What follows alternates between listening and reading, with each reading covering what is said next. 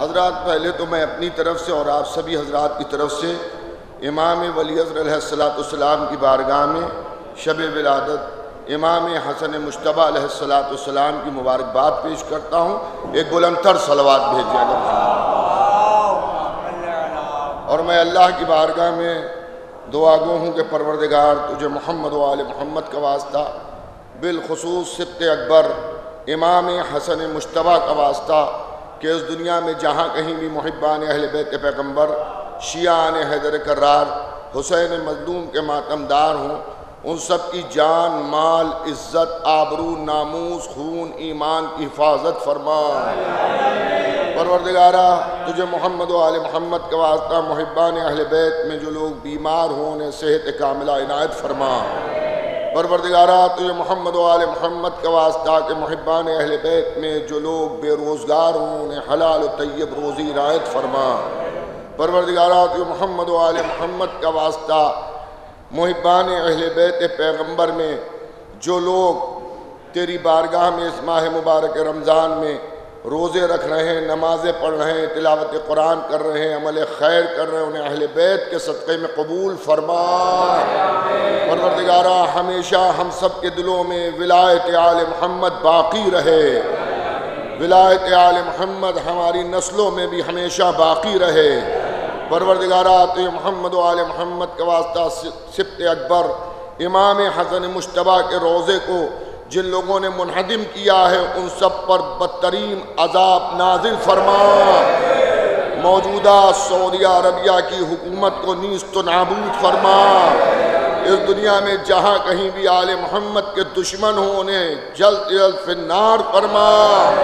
علماء حق کی حفاظت فرما، علماء سو کو نیست و نابود فرما۔ پروردگارہ تو یہ محمد و آل محمد کا واسطہ ماہ مبارک رمضان ہے اور یہ عید سعید ہے، ہم جشن امام حسن مجتبی میں یہاں سب جمع ہیں۔ پروردگارہ تجھے جشن کا واسطہ، اہل بیت کا واسطہ، بالخصوص صدیقہ طاہرہ کا واسطہ، ہم سب کے گناہ کبیرہ گناہ صغیرہ کو معاف کر دے۔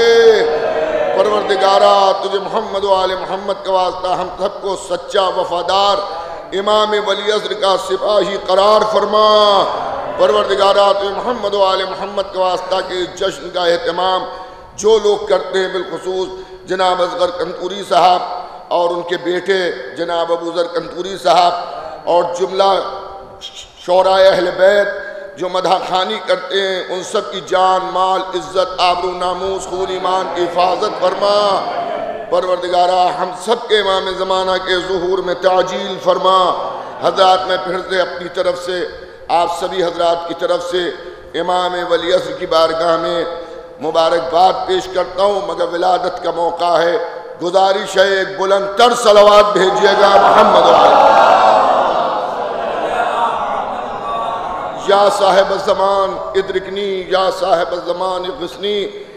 اے فرزند زہرا، ہم سب نے آپ کی خدمت میں آپ کے جد امام حسن مجتبی علیہ السلام کی ولادت بسعادت کی مبارکباد بھی پیش کی اور تحفے میں درود بھی پیش کیا۔ مولا ہمارے دنیا کا یہ دستور ہے کہ جب رعایا اپنے آقا کی بارگاہ میں کچھ پیش کرتی ہے تو وہاں سے بھی کچھ عطا ہوتا ہے۔